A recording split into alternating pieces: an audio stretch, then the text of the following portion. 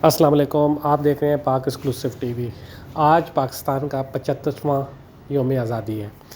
पूरे पाकिस्तान में योम आज़ादी रवायती जोशो खरोश से मनाया जा रहा है और मज़ार कायद पर कराची में शहरियों की बहुत बड़ी तादाद ने हाज़िरी दी और फातिहा ख़वानी की।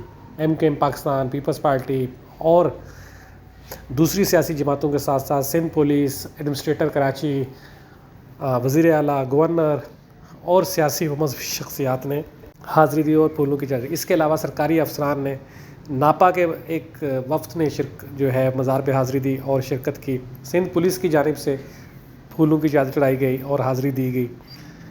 इस मौके पर शहरियों ने कहा कि क़ायद आज़म ने पाकिस्तान के लिए तवील जद्दोजहद की और भला आखिर पाकिस्तान हासिल किया।